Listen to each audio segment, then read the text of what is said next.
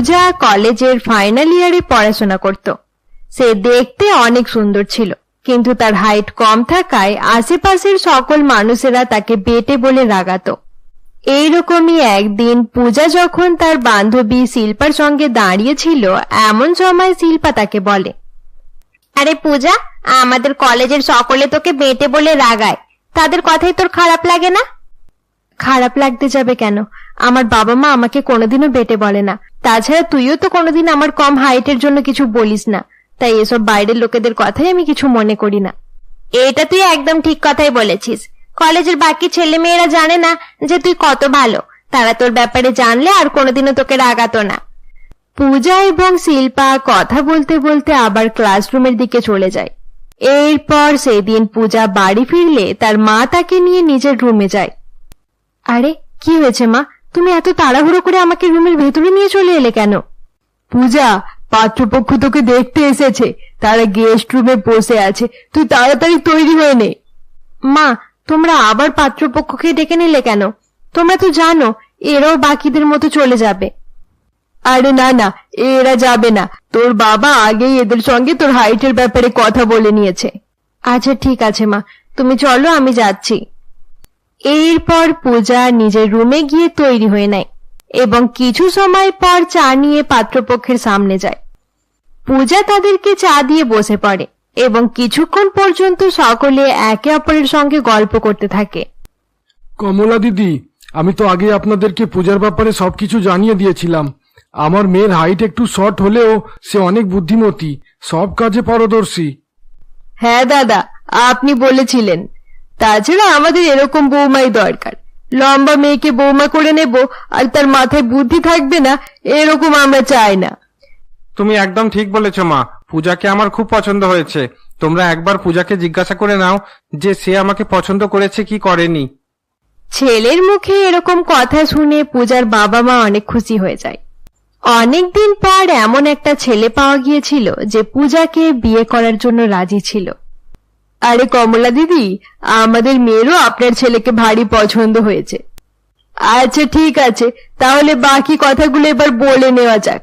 আপনারা তো জানেন আপনাদের মেয়ের অনেক কম হাইট, তাই একটু বেশি টাকা খরচ হয়ে যাবে। আপনার কথা আমরা বুঝতে পারলাম না, আপনি কি যৌতুকের ব্যাপারে কথা বলতে চাইছেন? আরে হ্যাঁ হ্যাঁ, একদম ঠিকই ধরেছেন আরতি দিদি, এই বিয়ের জন্য আপনাদেরকে 20 লাখ টাকা দিতে হবে। এ আপনি কি বলছেন কমলা দিদি? 20 লাখ টাকা তো অনেক বেশি, তাছাড়া যৌতুক নেওয়া ভালো নয়। এই বেটে মেয়েকে পার করার জন্য এইটুকু টাকা তো খরচ করতেই হবে, না হলে শুধু শুধু আমরা এই বেটে মেয়েকে আমাদের বৌমা করতে যাব কেন? কমলার মুখে এরকম কথা শুনে পূজা প্রচন্ড রেগে যায় এবং সোফা থেকে উঠে পড়ে। এবারে আমি বুঝতে পেরেছি, আপনারা নিজের ছেলের সম্পর্ক করার জন্য এখানে আসেননি, আপনারা টাকার লোভী এখানে এসেছেন। এরকম একটা টাকা লোভী পরিবারে আমি বিয়ে করতে চাই না। এখনই বেরিয়ে যান আমাদের বাড়ি থেকে। এই দেখুন মদন বাবু, আপনার মেয়ের মুখের ভাষা কত খারাপ, সে আমাদের সঙ্গে এত খারাপ ভাবে কথা বলছে কেন? আমি একদম ঠিকই বলছি, ভালোই ভালোই চলে যান, না হলে ধাক্কা মেরে এখান থেকে বার করতে হবে। পূজার কথা শুনে পাত্রপক্ষ তাড়াতাড়ি সেখান থেকে চলে যায়। তাদের চলে যাওয়ার পর পূজার বাবা বলে, শুধু শুধু তাদেরকে এত অপমান করে তাড়িয়ে দিলি কেন? তুমি দেখলে না বাবা, তারা কিভাবে টাকার কথা বলছিল। এরকম পরিবারে বিয়ে করে আমি কোনোদিনও সুখী থাকতে পারবো না বাবা। আমাদের পূজা একদম ঠিকই বলছে মদন, সেই ছেলেটা শুধুমাত্র টাকার জন্যই আমাদের মেয়েকে বিয়ে করতে চেয়েছিল। পূজার হাইট কম হওয়ায় কোনো ছেলেই তাকে বিয়ে করতে চাইতো না। এসব দেখে পূজার বাবা মা অনেক চিন্তিত হয়ে পড়েছিল। পরের দিন সকালে পূজা যখন তার বান্ধবী শিল্পার সঙ্গে কলেজে পৌঁছায়, তখন তারা দেখে কয়েকজন স্টুডেন্ট ভিড় করে এক জায়গায় দাঁড়িয়ে রয়েছে। আরে শিল্পা, আমাদের কলেজে আজ তো কোনো অনুষ্ঠান নেই, তাহলে সকলে এভাবে ভিড় করে দাঁড়িয়ে আছে কেন? মনে হচ্ছে কোনো কোম্পানি থেকে কিছু লোক এসে নিজেদের প্রোডাক্টের প্রমোশন করাচ্ছে, কয়েকজনের হাতে কিসব দিচ্ছে দেখলাম। আচ্ছা এই ব্যাপার, আসলে আমার হাইট শর্ট তো, তাই ভালোভাবে দেখতে পাচ্ছিলাম না। আজকাল কলেজেও কোম্পানির লোকেরা নিজেদের প্রোডাক্ট নিয়ে পৌঁছে যাচ্ছে, দেখে অবাক লাগলো। তাহলে কি করবি বল, যাবি নাকি একবার সেখানে? না না, যেতে হবে না। শুধু শুধু কয়েকটা বেকার জিনিস দেখে সময় নষ্ট করে লাভ নেই। চল আমরা বরং ক্লাসরুমে যাই। পূজা এই বলে শিল্পাকে সঙ্গে নিয়ে সেখান থেকে চলে যাচ্ছিল। এমন সময় ভিড়ের ভেতর থেকে এক ছেলে তাদের দিকে আসতে থাকে। একটা ছেলে আমাদের দিকেই আসছে। মনে হচ্ছে সেই ছেলেটা আমার হাইট কম দেখে আমাকে নিয়ে মজা করার জন্য আসছে। সত্যি আজকালকার মানুষ অনেক খারাপ হয়ে গেছে, কাউকে কষ্ট দিতে একটুও ভাবে না। দুজনে কথা বলছিল, এমন সময় সেই ছেলেটি তাদের সামনে এসে দাঁড়ায়। হাই, আমার নাম বিক্রম। হ্যাঁ বলুন, আপনি কি বলতে চান? আমরা এখানে আমাদের কোম্পানির কয়েকটা প্রোডাক্টের প্রমোশন করার জন্য এসেছি। আমাদের কোম্পানি মেয়েদের জন্য ফেস ওয়াশ বানায়, আপনারাও একটু ট্রাই করে দেখুন না। না না, আমরা আপনাদের প্রোডাক্ট ট্রাই করে দেখতে চাই না। আরে আপনারা এরকম করে বলছেন কেন?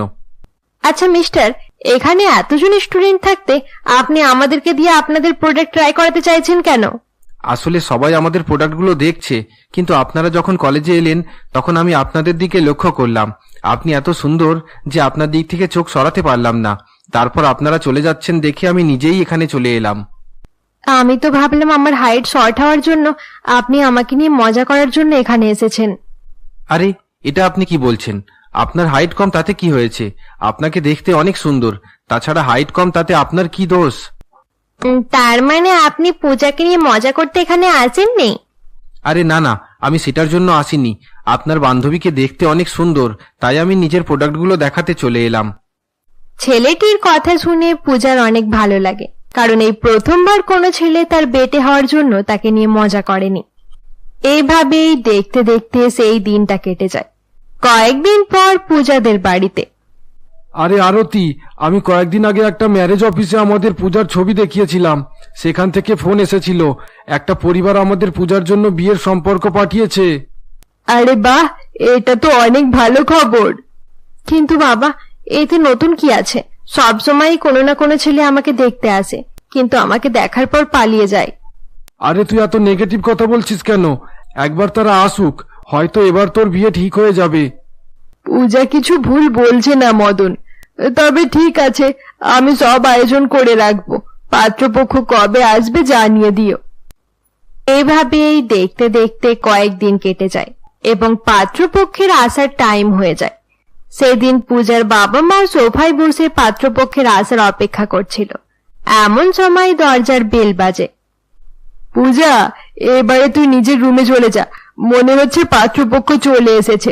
আমি কিছু সময় পর তোকে ডেকে নেব। আচ্ছা ঠিক আছে মা, আমি যাচ্ছি। এরপর পূজা সেখান থেকে চলে যায়।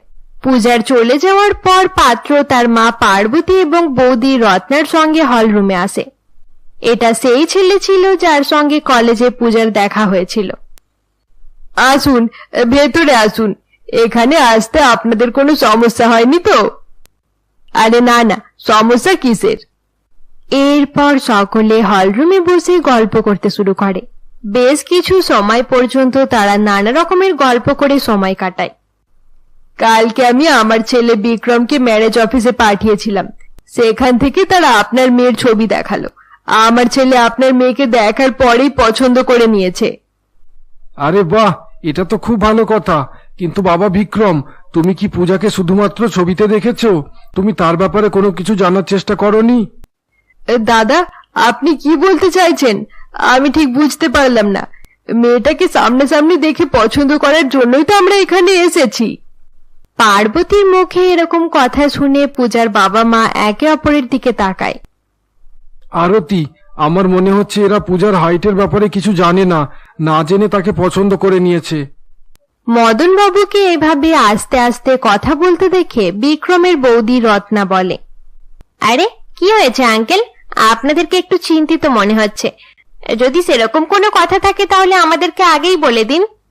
আরে না না বৌদি, সেরকম কোনো কথা নেই। তুমি শুধু শুধু এরকম প্রশ্ন করে আঙ্কেল আন্টিকে চিন্তার মধ্যে ফেলে দিও না। দাদা, এবার আপনারা আপনাদের মেয়েকে এখানে ডেকে নিন। আমরা তাকে সামনাসামনি দেখতে চাই। এরপর আরতি রুমের ভেতরে গিয়ে পূজাকে সেখানে নিয়ে আসে। পূজাকে দেখার পর বিক্রমের মা এবং বৌদি অবাক হয়ে যায়। আরে আরে, এই মেয়েটা তো অনেক বেটে। বিক্রম, তুমি বিয়ের জন্য এই মেয়েটাকে পছন্দ করেছো? এসব কি বিক্রম? তুই মেয়ে পছন্দ করার আগে ভালোভাবে খোঁজ নিসনি কেন? বিক্রমের মা এবং বৌদির মুখে এরকম কথা শুনে পূজার বাবা মা অনেক দুঃখী হয়ে যায়। তারা চিন্তিত হয়ে বসেছিল। এমন সময় বিক্রম বলে, মা, বৌদি, তোমরা পূজাকে নিয়ে উল্টোপাল্টা কথা বলছো কেন? আমি এরকম কিছু শুনতে পছন্দ করি না। আরে ঠাকুরপো, আমি পূজাকে নিয়ে মজা করছি না, যেটা সত্যি কথা আমি তো সেটাই বলছি। তুমি নিজেই ভালো করে দেখো না, এই মেয়েটাকে তোমার সঙ্গে একদম মানাবে না। রত্না একদম ঠিকই বলছে বিক্রম, তোদের হাইটে অনেক বেশি পার্থক্য আছে। দিদি, আমি এটার ব্যাপারেই আপনাকে আগে বলতে চাইছিলাম। সেই কারণে আমি আপনাকে জিজ্ঞাসা করছিলাম যে আপনারা আমার মেয়ের ব্যাপারে ভালোভাবে খোঁজ খবর নিয়েছেন তো? আপনারা পূজার হাইট নিয়ে কথা বলা বন্ধ করুন। আমি সবকিছু জানতাম, তারপরে আমি পূজাকে পছন্দ করেছি। পূজার সঙ্গে আমার আগেও দেখা হয়েছে। বিক্রমের মুখে এরকম কথা শুনে সকলে অবাক হয়ে যায়। এরপর পূজার মা বিক্রমকে বলে, এসব তুমি কি বলছো বিক্রম? তুমি কি পূজাকে আগে থাকতে চেনো? আমি তার ব্যাপারে বেশি কিছু জানি না আন্টি। শুধুমাত্র একবার কলেজে তার সঙ্গে দেখা হয়েছিল। তাদের কলেজে আমাদের কোম্পানির একটা ক্যাম্প হয়েছিল, সেখানেই আমি তাকে দেখেছিলাম। হ্যাঁ মা, বিক্রম ঠিকই বলছে। সে ভালো করেই জানতো যে আমার হাইট অনেক কম। হ্যাঁ, আমি জানতাম। আমি সবকিছু জানার পরেই পূজাকে পছন্দ করেছি। বাবা বিক্রম, তুই সবকিছু ভেবে নিয়ে এই বিয়ের জন্য রাজি হয়েছিস তো? দেখ বাবা, তুই বিয়ে করবি সেটা তোর সিদ্ধান্ত। তুই যাকে ইচ্ছে বিয়ে করতে পারিস, আমার তাতে কোনো সমস্যা নেই। কিন্তু আমি চাই না পরে তুই কোনোভাবে আফসোস করিস। আরে মা, আমি নিজের ইচ্ছাতেই বিয়েটা করতে চাই। আমি পূজাকে অনেক পছন্দ করি। বিক্রম পূজাকে বিয়ে করতে যাওয়ায় তার বৌদি রত্না মনে মনে অনেক খুশি হয়ে যায় এবং কিছু ভাবতে শুরু করে। এই মেয়েটা আমার যা হলে অনেক আনন্দ হবে। সব সময় একে অপমান করব, ভালোভাবে আমার টাইমও পাস হয়ে যাবে। দুই পক্ষ বিয়ের জন্য রাজি থাকায় তাদের বিয়ের দিন ঠিক হয়ে যায়। 1 মাস পর পার্বতীর বড় ছেলে বিদেশ থেকে বাড়ি ফেরে এবং খুব ধুমধাম করে পূজা ও বিক্রমের বিয়ে হয়। বিয়ের দিন পূজা এবং বিক্রম যখন সোফার উপরে বসেছিল, এমন সময় রত্না তাদের কাছে আসে। আরে বিক্রম, এবারে তোমরা দুজন দাঁড়িয়ে যাও, আমি তোমাদের একটা ছবি তুলব। ঠিক আছে বৌদি, ছবি তুলে নাও, দাঁড়াচ্ছি। এরপর বিক্রম এবং পূজা দাঁড়িয়ে গেলে রত্না বিক্রমের পাশে একটি চেয়ার রেখে দেয়। পূজা, তুমি এই চেয়ারের উপরে উঠে দাঁড়িয়ে পড়ো। তুমি অনেক বেটে, তাই তুমি নিচে দাঁড়িয়ে থাকলে আমি ভালোভাবে ছবি তুলতে পারবো না। বৌদি, তোমার কি মাথা খারাপ হয়ে গেছে? পূজা আমার বউ, তার অপমান আমি সহ্য করতে পারবো না। আরে ঠাকুরপো, আমি তো মজা করছিলাম। এবার কি ঠাকুরপোর বিয়েতে সামান্য হাসাহাসিও করতে পারবো না? তুমি মজা করছিলে নাকি পূজাকে অপমান করছিলে সেটা ভালোভাবেই বোঝা যাচ্ছে। রত্নার এরকম ব্যবহার দেখে তার স্বামী সুরেশেরও খুব খারাপ লাগে এবং সে রত্নাকে চুপ করিয়ে দেয়। কিছু সময়ের মধ্যেই তাদের বিয়ে হয়ে যায় এবং পূজা বিক্রমের সঙ্গে তার শ্বশুর বাড়িতে চলে যায়। আরে মা, আমার এটা কেন মনে হচ্ছে যে আপনি এই বিয়েতে একদম খুশি নন? জানি না বিক্রম পূজার মধ্যে কি দেখেছে যে তাকে বিয়ে করে নিল। বিয়ের সময় অনেকে বিক্রম আর পূজাকে নিয়ে হাসাহাসি করছিল, তার জন্য আমাদের মান সম্মান সব শেষ হয়ে গেল। মা, আমি তো বিয়ে হওয়ার আগেই বলেছিলাম এই সম্পর্ক একদম ঠিক নয়, কিন্তু বিক্রম আমার কথাই শুনলো না। আমারও মাথা খারাপ হয়ে গেছিল যে সেই মেয়েটার সঙ্গে বিক্রমের বিয়ের জন্য রাজি হয়ে গেলাম। আরে মা, যা হয়েছে হয়েছে, এবারে সেই বাড়ির বৌমা হয়ে গেছে, তাই আর কিছু করার নেই। আরে বড় বৌমা, বিয়ের দিনেই লোকে এত রকম উল্টোপাল্টা কথা বলেছে, জানি না পরে আর কত কিছু শুনতে হবে। লোকে কিছু বললেও তাদের কথা চুপচাপ শুনে নিতে হবে, কারণ এরকম বৌমা নিয়ে এলে কথা তো শুনতেই হয়। জানি না মেয়েটা বিক্রমের উপরে কিরকম কালা জাদু করেছে। তুমি চিন্তা করো না বড় বৌমা, এই মেয়েটাকে আমি বেশি দিন এই বাড়িতে টিকতে দেব না। আমি চাই না ওই মেয়ের জন্য আমাদের বাড়ির মান সম্মানের ক্ষতি হোক। পার্বতী তার বড় বৌমার সঙ্গে এসব কথা বলছিল। এমন সময় পার্বতীর বড় ছেলে সুরেশ সেখানে আসে। মা, তোমরা এসব কি আলোচনা করছো? আমি তোমাদের সব কথা শুনে ফেলেছি। পূজা এই বাড়ির ছোট বউ, বিক্রম তাকে ভালোবাসে। তোমরা দুজন মিলে তার বিরুদ্ধে এত খারাপ খারাপ কথা বলছো কেন? এই ভালোবাসার দুদিনের নাটক। ওই বেটে মেয়ের জন্য আমাদের পরিবারের মান সম্মান সব শেষ হয়ে যাচ্ছে, সেটা তুই দেখতে পাচ্ছিস না? আরে মা, তোমরা হাইট নিয়ে এত মাতামাতি করছো কেন? হাইট যে কারোর কম বেশি হতে পারে। তুমি এসব নিয়ে বেশি কথা বলো না। তুমি কয়েকদিন এখানে থাকার পর আবার বিদেশে চলে যাবে। তোমার চলে যাওয়ার পর লোকেদের কথা আমাদেরকেই শুনতে হবে। রত্না একদম ঠিকই বলছে সুরেশ, শুধু শুধু মানুষের কথা শুনলে কত খারাপ লাগে এটা তুই বুঝতে পারবি না। পার্বতী এভাবে নিজের ছেলেকে চুপ করিয়ে দেয় এবং সেখান থেকে চলে যায়। পরের দিন সকালে পূজা ঘুম থেকে উঠে রুমের বাইরে বেরিয়ে আসে। পূজা হলরুমে এসে দেখে তার শাশুড়ি এবং যা নিজের নিজের কাজে ব্যস্ত। পূজা তার শাশুড়ির কাছে গিয়ে বলে, মা, আমাকেও কোনো কাজ দিন, আমিও কাজ করি। এখন তোমার জন্য কোনো কাজ নেই, তুমি 2-3 দিন পর থেকে কাজ করা শুরু করবে।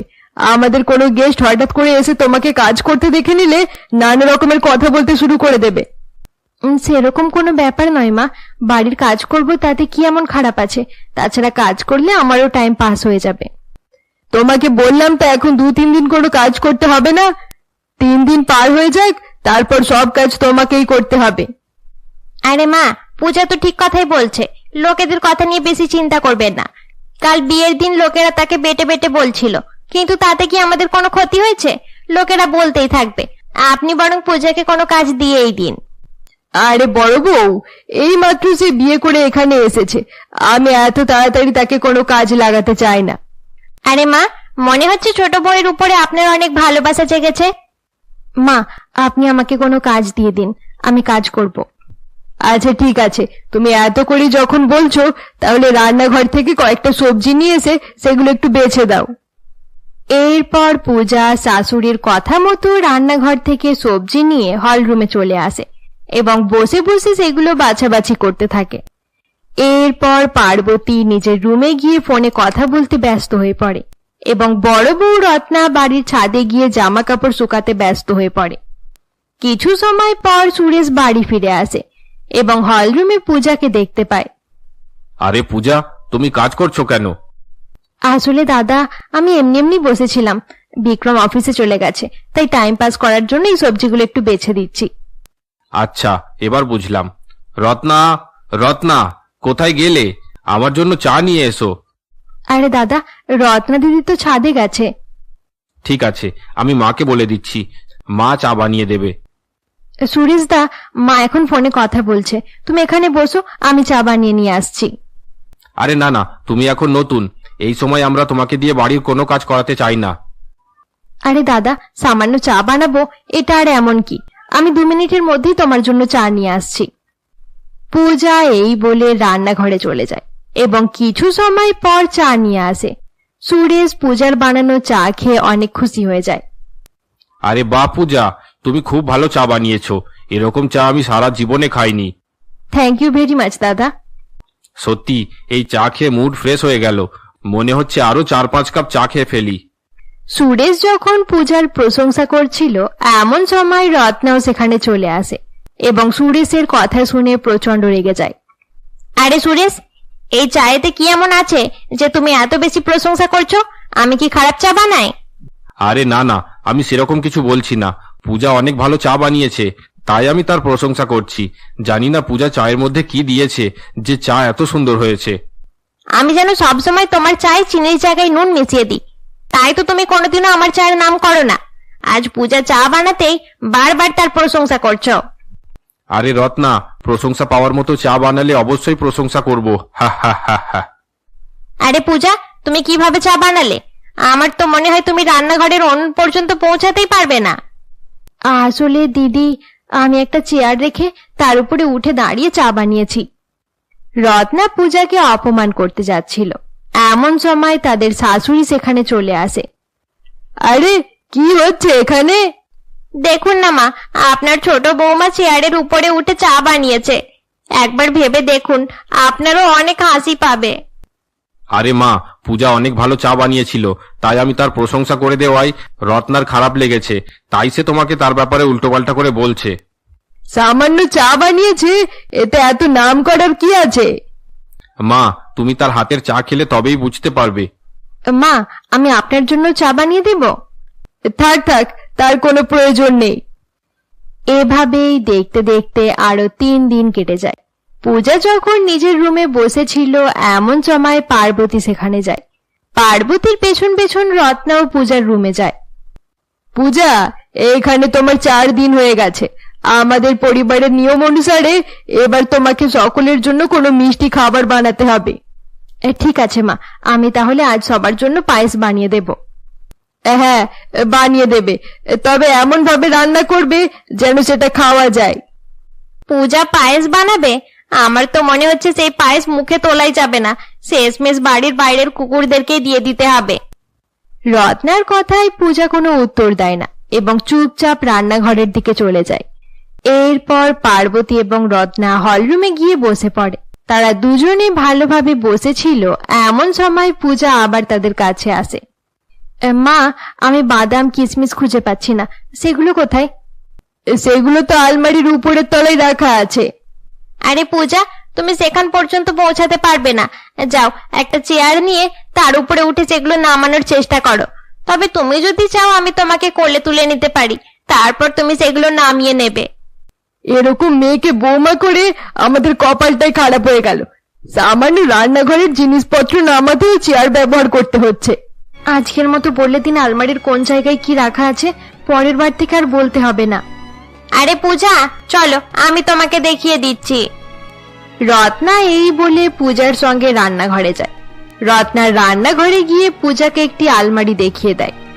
এখানে সবকিছু রাখা আছে, তোমার যা লাগবে চেয়ারের উপরে উঠে পেড়ে নিও। থ্যাংক ইউ দিদি, এবার আর কোনো সমস্যা নেই। এরপর পূজা প্রয়োজনীয় জিনিস নামানোর জন্য চেয়ারের উপরে উঠে পড়ে। পূজা যখন চেয়ারে দাঁড়িয়েছিল এমন সময় তার শাশুড়ি সেখানে চলে আসে। হঠাৎ করে আমাদের বাড়িতে যদি কেউ চলে আসে তাহলে তোমাকে এভাবে চেয়ারের উপরে উঠে রান্না করতে দেখে অনেক হাসাহাসি করবে। এই মেয়েটার জন্য আমাদের মান সম্মান আর থাকলো না। বেটে বৌমা যখন নিয়ে এসেছেন তাহলে এসব জিনিস তো সহ্য করতেই হবে মা। ভাবছি এবার থেকে বাড়ির দরজা সবসময় বন্ধ রাখবো, তাহলে কেউ বাড়ির ভেতরে আসতে পারবে না আর একে এভাবে কাজ করতেও দেখবে না। আরে মা, এসব নিয়ে আপনাকে চিন্তা করতে হবে না। কেউ যদি কোনো খারাপ কথা বলেও থাকে তাহলে পূজাকে বলবে, আপনাকে কেউ কিছু বলবে না। তুমি একদম ঠিকই বলেছো বড় বউ। আমি শুধু শুধু এসব নিয়ে চিন্তা করছি। যে যা বলবে বলুক, এবার থেকে আমি আর এসব নিয়ে ভাববো না। এরপর পার্বতী এবং রত্না সেখান থেকে চলে যায়। কিছু সময় পর পূজার পায়েস রান্না হয়ে গেলে সে নিজের শাশুড়ির কাছে যায়। মা, পায়েস তৈরি হয়ে গেছে, আপনাকে দিয়ে যাব। আমাদের বাড়িতে কেউ গরম পায়েস খায় না, পায়েস ফ্রিজে রেখে দাও, রাতের খাবারের পরে আমরা খেয়ে নেব। শাশুড়ির কথা মতো পূজা পায়েস ফ্রিজে রেখে দেয়। এরপর সেদিন রাতের বেলা খাওয়া দাওয়া শেষ করার পর পূজা সকলকে পায়েস খেতে দেয়। বাহ, দারুণ হয়েছে, আমি এরকম পায়েস কোনোদিন খাইনি। আরে হ্যাঁ পূজা, পায়েস খুব ভালো হয়েছে। মা, তোমার কেমন লেগেছে? আরে বাহ, আমারও খুব ভালো লেগেছে। বৌমা, সত্যি সত্যি তুমি অনেক টেস্টি পায়েস বানিয়েছো। সকলের মুখে পূজার প্রশংসা শুনে রত্না প্রচন্ড রেগে যায়। আমিও তো এরকমই পায়েস বানাই, কিন্তু তোমরা কোনোদিনও আমার প্রশংসা করনি কেন? আমার কথায় কিছু মনে করবে না বৌদি, কিন্তু তোমার বানানো পায়েস একদম ভালো হয় না। ঠাকুরপো, আমি খুব ভালো করেই জানি আমার বানানো কোনো জিনিসই তোমার পছন্দ হবে না। আরে রত্না, এবার ঝগড়া করতে শুরু করে দিও না। এই পায়েসটা খুব সুন্দর হয়েছে, তুমি পায়েস খাওয়ার দিকে লক্ষ্য দাও। এভাবেই তাদের দিন কাটছিল। পূজা রান্না করলে সবাই তার প্রশংসা করত। অপরদিকে রত্না কিছু রান্না করলে সেটা কারোরই পছন্দ হতো না। এইরকমই একদিন। পূজা, আজ আমার মায়ের বাড়ির থেকে কয়েকজন গেস্ট আসবে, তাদের জন্য রান্না করতে হবে। সব রান্নার কাজ তুমিই করবে। আর রত্না, তুমি শুধু রুটিটা বানিয়ে দিও। কি কি রান্না করতে হবে বলে দিন, আমি রান্না শুরু করে দিচ্ছি। আমি কয়েক রকমের সবজি আর মাংস ফ্রিজে রেখে দিয়েছি, ওখান থেকে নিয়ে নিও। তুমি তরকারি বানিয়ে রেখে দাও, গেস্ট চলে আসার পর রত্না রুটি বানিয়ে দেবে। এরপর পূজা রান্নাঘরে চলে যায় এবং রান্না করতে শুরু করে দেয়। কিছু সময় পর পূজার রান্নার কাজ শেষ হয়ে গেলে সে নিজের রুমে চলে যায়। দুপুরবেলায় পার্বতীর দাদা এবং বৌদি তাদের বাড়িতে আসে। তাদের চলে আসার পর রত্না রুটি বানানোর জন্য রান্নাঘরে যায়। সব সময় সকলে পূজার খাবারের প্রশংসা করতে থাকে। আজ এমন কাজ করব যে মায়ের দাদা বৌদির সামনে পূজার অপমান হয়ে যাবে। রত্না এই বলে পূজার বানানো সমস্ত খাবারের মধ্যে অতিরিক্ত নুন এবং ঝাল মিশিয়ে দেয়। এরপর সে রুটি বানানোর কাজ শেষ করে সেখান থেকে চলে যায়। কিছু সময় পর পূজা তার শাশুড়ি এবং গেস্টদেরকে খাবার সার্ভ করে। ঠিক আছে বৌমা, এবারে তুমি নিজের রুমে গিয়ে রেস্ট করো, কারোর কিছু লাগলে আমি নিজেই দিয়ে দেব। শাশুড়ির কথা মতো পূজা নিজের রুমে চলে যায়। অপরদিকে রত্না রান্নাঘরে দাঁড়িয়ে কিছু চিন্তা করতে থাকে। সকলে যখন পূজার বানানো খাবার খাবে তারপর খুব আনন্দ হবে, আর সকলের সামনে পূজার অনেক অপমান হবে। আমার তো ভেবেই অনেক আনন্দ হচ্ছে। রত্না রান্নাঘরে দাঁড়িয়ে এই সমস্ত কথা ভাবতে থাকে। অপরদিকে পার্বতী এবং তার দাদা বৌদি খেতে শুরু করে দেয়। কিছুটা খাবার পরে পার্বতী জোরে জোরে পূজাকে ডাকাডাকি করতে থাকে। বৌমা, ছোট বৌমা, তাড়াতাড়ি এখানে এসো। হ্যাঁ মা, বলুন কি হয়েছে? আরে বৌমা, তুমি অনেক ভালো রান্না করেছো।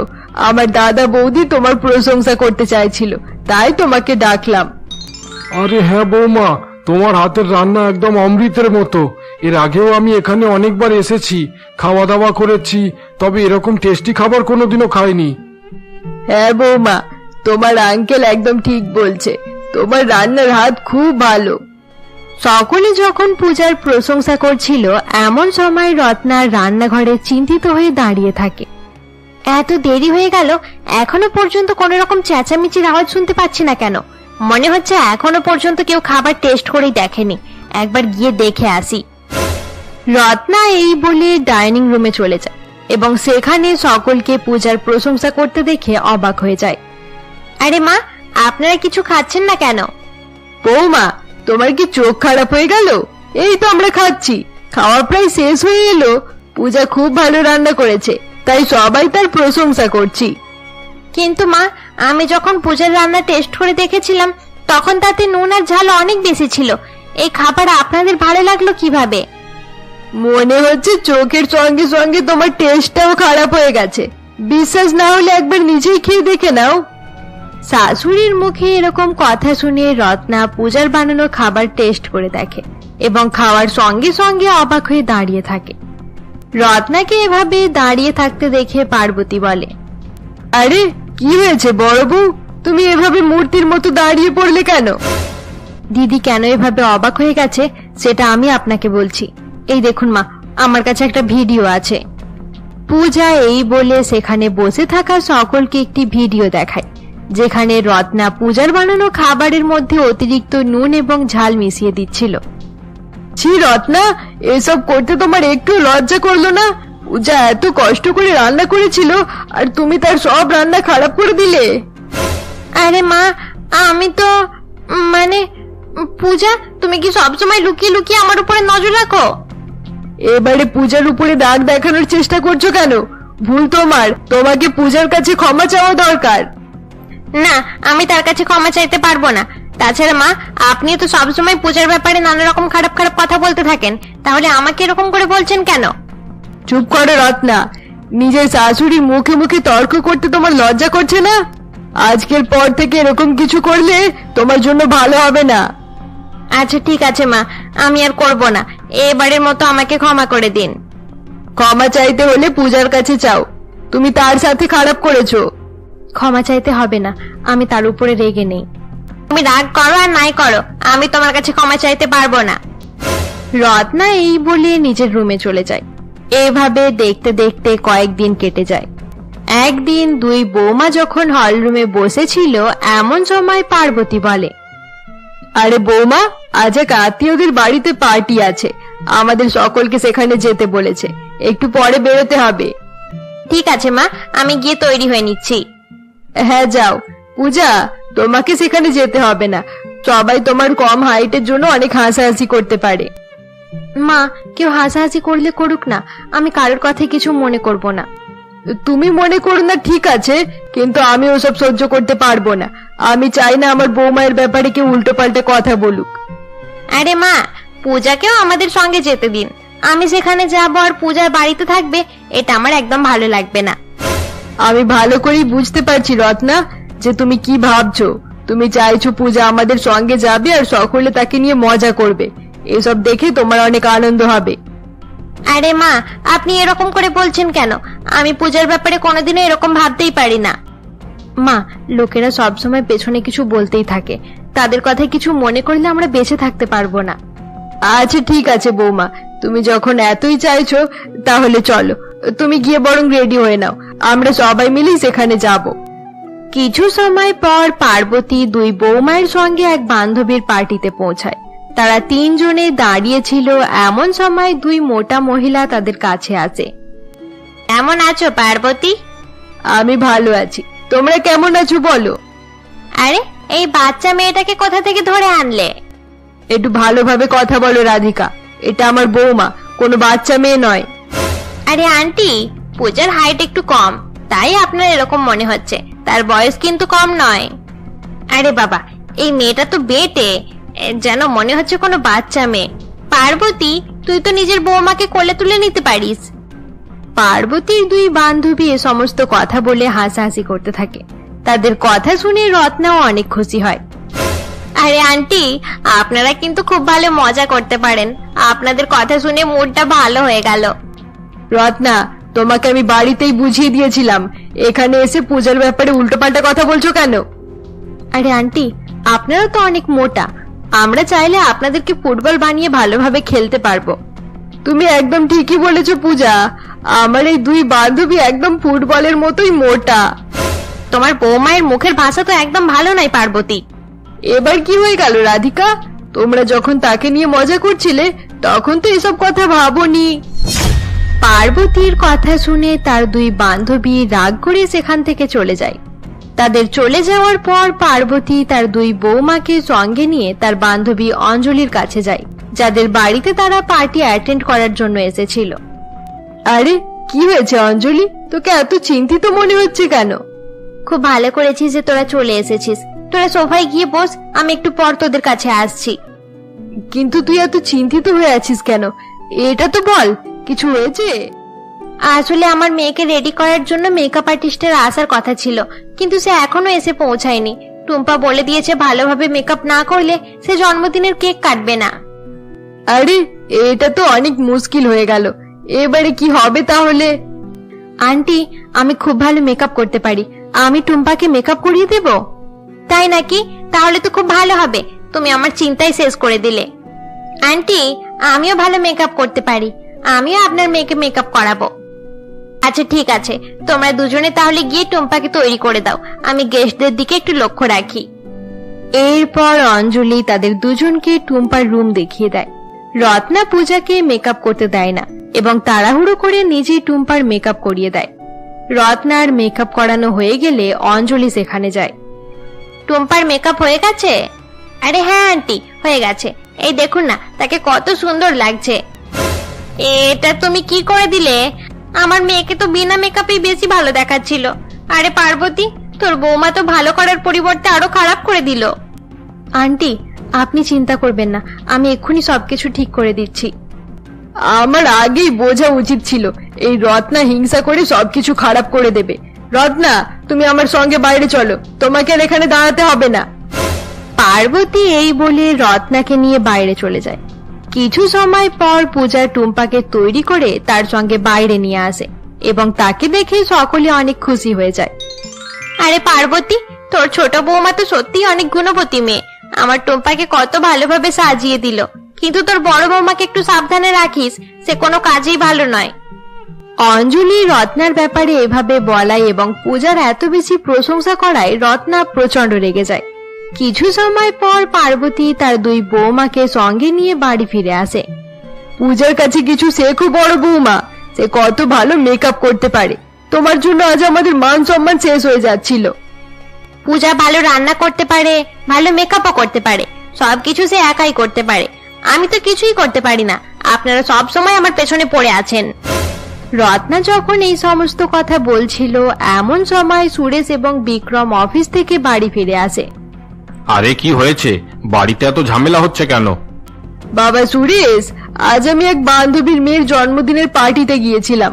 রত্না তার মেয়েটাকে এত খারাপ মেকআপ করে দিয়েছিল যে আমাদের মান সম্মানই শেষ হয়ে যাচ্ছিল। সত্যি বৌদির ঘটনাগুলো শুনলে হাসি পেয়ে যায়। রত্না বিক্রমের কথা শুনে অনেক রেগে যায় এবং নিজের রুমে চলে যায়। তার চলে যাওয়ার পর পার্বতী বলে, রত্নার এরকম ব্যবহার আমার একদম পছন্দ হয় না। সে সব সময় পূজাকে হিংসে করতে থাকে। এটা আমি অনেক আগে থেকে জানি, আমি অনেক আগেই তার এই রূপ দেখে নিয়েছিলাম। আপনারা বেশি চিন্তা করবেন না মা, ধীরে ধীরে দিদি ঠিক হয়ে যাবে। আমার তো মনে হয় না যে রত্না কোনোদিনও শোধরাবে, তবে দেখা যাক ভবিষ্যতে কি হয়। আচ্ছা, ওসব কথা বাদ দাও। পূজা, আমার জন্য একটু চা বানিয়ে দেবে? বাবা সুরেশ, কিছু সময়ের মধ্যে রাত হয়ে যাবে, এটা কোনো চা খাওয়ার সময় হলো? আরে মা, পরশুদিন আমি আবার বিদেশে চলে যাব, তারপর পূজার হাতের চা খেতে পারবো না। ঠিক আছে দাদা, তুমি বসো, আমি তোমার জন্য চা নিয়ে আসছি। আরে পূজা, চা যখন বানাতে যাচ্ছ তাহলে আমার জন্যও এক কাপ বানিয়ে দাও। ঠিক আছে বৌমা, একটু বেশি করেই চা বানাও, আমরা সকলে একসঙ্গে চা খাবো। এরপর পূজা রান্নাঘরে চলে যায় এবং কিছু সময় পর চা নিয়ে ডাইনিং রুমে আসে। সকলে হাসাহাসি করতে করতে একসঙ্গে চা খেতে থাকে। অপরদিকে রত্না দূরে দাঁড়িয়ে সবকিছু দেখে প্রচন্ড রেগে যায় এবং নিজের রুমে গিয়ে বসে পড়ে। এই সবকিছু পূজার জন্যই হচ্ছে, ওই পূজাকে আমি ছাড়বো না, তার জন্য সব জায়গায় আমার অপমান হচ্ছে, সবাই শুধু পূজাকেই ভালোবাসে। এভাবেই দেখতে দেখতে 2 দিন কেটে যায় এবং সুরেশ বিদেশ যাওয়ার জন্য বাড়ি থেকে বেরিয়ে পড়ে। তার চলে যাওয়ার পর পার্বতী রত্নার রুমে যায়। তুমি নিজের মন খারাপ করো না রত্না, মাত্র কয়েকদিনের ব্যাপার, সুরেশ কয়েকদিনের মধ্যেই আবার ফিরে আসবে। হ্যাঁ মা, ঠিক আছে, আমি মন খারাপ করছি না। আর একটা কথা, এবারে নিজের ছোট জায়ের সঙ্গে একটু ভালো সম্পর্ক করার চেষ্টা করো। মা, আমি আবার কবে সম্পর্ক খারাপ করলাম? সে ঠিক আছে, কিন্তু তারপরেও আমি তোমাকে বলে দিলাম, পূজা অনেক ভালো মেয়ে, তোমরা দুজনে বোনের মতো থাকার চেষ্টা করো, তবে আমাদের সংসার সুখের হবে। পার্বতী এই বলে সেখান থেকে চলে যায়। তার চলে যাওয়ার পর রত্না কিছু ভাবতে শুরু করে। আরে বাহ, আমার মাথায় খুব ভালো একটা বুদ্ধি এসেছে। এবার সেই পূজা আমার হাত থেকে আর বাঁচতে পারবে না। এবার শুধু সেই দিনের অপেক্ষা করতে হবে যখন বিক্রম এক রাতের জন্য বাড়ির বাইরে থাকবে। এইভাবেই দেখতে দেখতে আরো কয়েকদিন কেটে যায়। একদিন সন্ধ্যাবেলায় বিক্রম বাড়ি ফিরে তার মা এবং পূজাকে বলে, মা, পূজা, আমাকে একটা কাজের জন্য অন্য শহরে যেতে হবে, কাল রাতের দিকে বাড়ি ফিরবো। আচ্ছা ঠিক আছে, আমি তোমার জামা কাপড় প্যাক করে দিচ্ছি।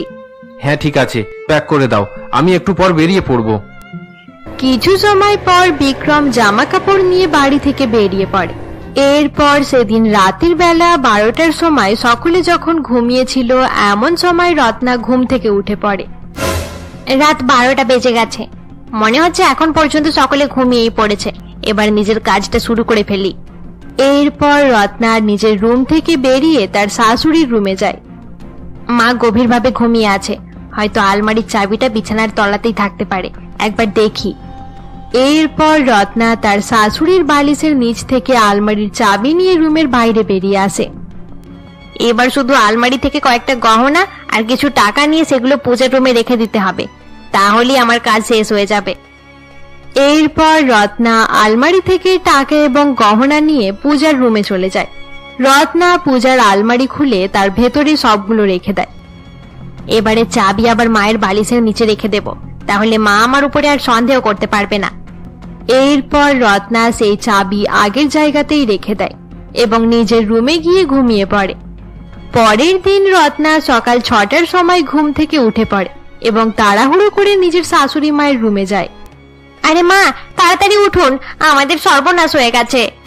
কি হয়েছে বৌমা, তুমি এত সকাল সকাল কি করছো? আপনি আমার সঙ্গে বাইরে আসুন মা, তাহলে সবকিছু বুঝতে পেরে যাবেন। আপনার ঘুম এক মুহূর্তে শেষ হয়ে যাবে।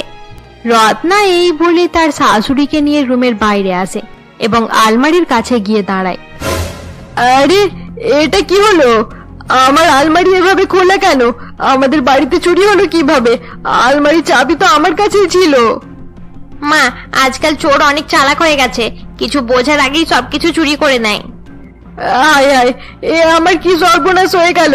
আমাদের টাকা গহনা সবকিছু আমাদের টাকা গহনা সবকিছু চুরি হয়ে গেল। আমাদের টাকা গহনা সবকিছু চুরি হয়ে গেল। আপনি একদম চিন্তা করবেন না মা, আমি ভালোভাবে বাড়িতে খোঁজ করে দেখি, তাহলে বোঝা যাবে চোর কোন জায়গা থেকে এসেছিল।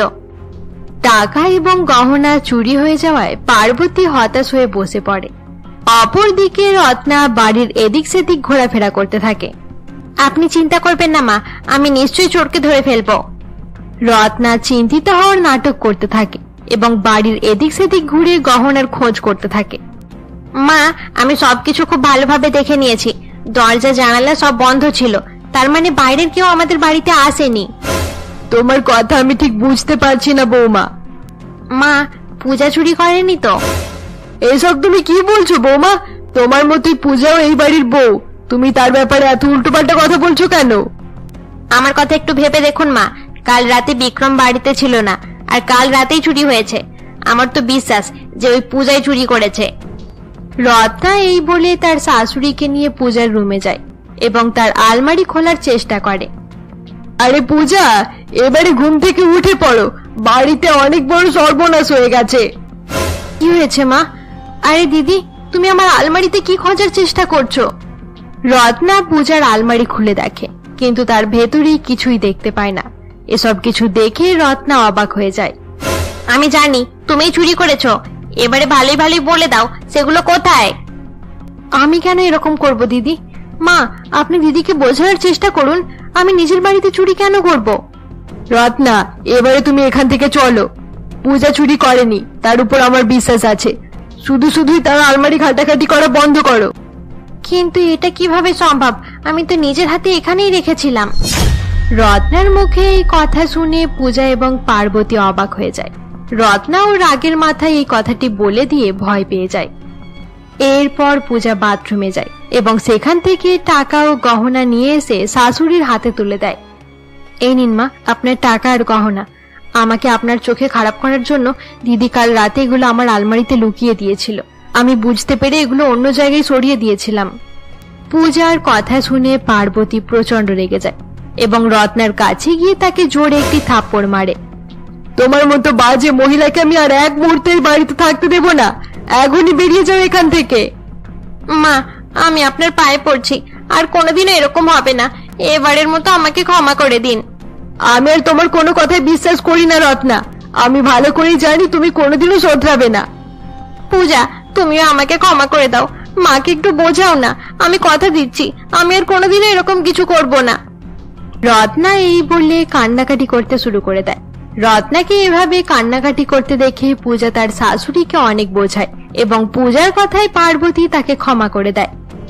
মা, আপনি অনেকদিন আগে আমাকে বলেছিলেন আমি যেন পূজার সঙ্গে দুই বোনের মতো থাকি। আজ আমি আপনাকে কথা দিচ্ছি, এবার থেকে সত্যি সত্যি আমরা দুজন দুই বোনের মতোই থাকবো। এরপর থেকে রত্না আর কোনোদিনও পূজাকে হিংসে করত না এবং সকলে সুখে শান্তিতে দিন কাটাতো। বন্ধুরা, আমাদের গল্পের সিরিজ এখানেই শেষ হলো। গল্পটি ভালো লেগে থাকলে অবশ্যই লাইক করে দিও। এরকমই গল্প দেখতে আমাদের চ্যানেলকে সাবস্ক্রাইব করতে ভুলবে না।